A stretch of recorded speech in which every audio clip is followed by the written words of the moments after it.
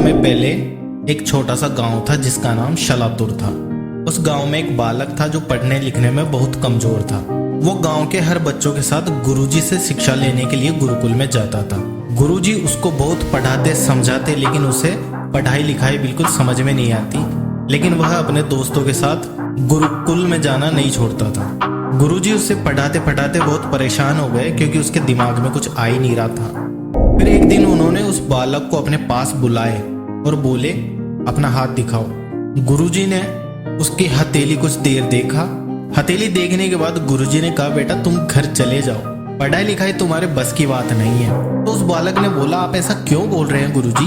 तो गुरुजी ने बोला, तुम्हारे हाथ में विद्या की रेखा नहीं है, तुम पढ़ लिख कर कुछ नहीं कर सकते, तुम्हारे दिमाग में कभी पढ़ाई लिखाई नहीं आ सकती, इसलिए तुम अपना समय बर्बाद मत करो और घर जाकर कोई दूसरा काम करो। उस शिष्य ने गुरुजी से पूछा कि विद्या की रेखा कैसी होती है। तो गुरुजी ने एक होशियार बच्चे का हाथ दिखाया और बताया कि देखो ये होती है विद्या की रेखा, जो कि तुम्हारी हथेली पर नहीं है। वह बच्चा घर गया और घर से वापस आया। वापस आकर गुरुजी के सामने अपनी हथेली पर चाकू से एक लकीर खींच दी। लकीर खींचकर उसने हथेली गुरुजी को दिखाते हुए पूछा कि क्या अब यह लकीर विद्या की लकीर जैसी दिख रही है? गुरुजी यह देखकर बहुत हैरान हो गए, वह डर गए। उन्होंने उस बालक को अपने पास बुलाया और बोला, बच्चे तुमने ऐसा क्यों किया?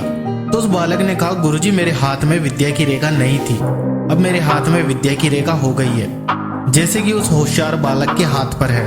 गुरुजी अब तो मैं विद्या सीख सकता हूँ, अब तो मैं एक होशियार बच्चे की तरह होशियार छात्र बन सकता हूँ। ज्ञान अब मेरे दिमाग में भी आ सकता है, मैं भी एक होशियार छात्र बनना चाहता हूँ। गुरुजी अब आप मुझे पढ़ाएं, क्योंकि मेरे हाथ के हथेली पर अब विद्या की रेखा है, अब मैं भी होशियार छात्र बन सकता हूँ।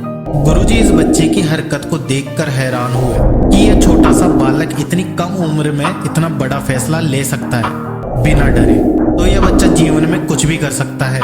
गुरुजी उस बच्चे को फिर से पढ़ाने लगे। दोस्तों, क्या आपको पता है कि वह बच्चा कौन था? वह बच्चा कोई और नहीं बल्कि महान संस्कृत व्याकरण ज्ञानी महर्षि पाणिनि थे, जो आगे चलकर संस्कृत भाषा के महान व्याकरण ग्रंथ रचयिता बने।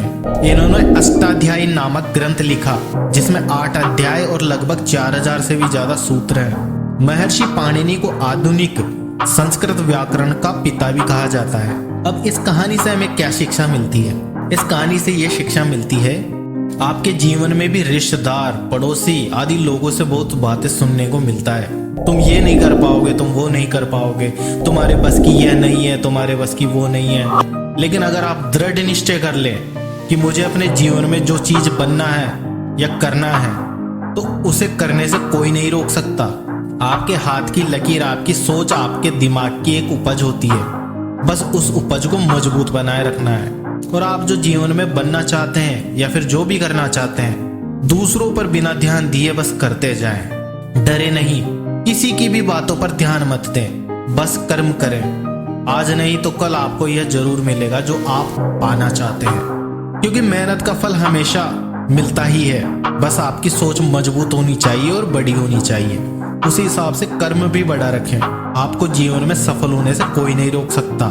आपको अपने हथेली पर चाकू से किस्मत की लकीर बनाने की जरूरत नहीं है, बल्कि अपने सोच में जिद की लकीर बनाने की जरूरत है। वीडियो अच्छा लगे तो इसे लाइक कीजिए, अपने दोस्तों के साथ शेयर कीजिए, और अगर आप इस चैनल पर नए हैं तो चैनल को सब्सक्राइब कीजिए। फिर मिलते हैं नए टॉपिक, नई वीडियो के साथ। तब तक के लिए जय हिंद, जय भारत।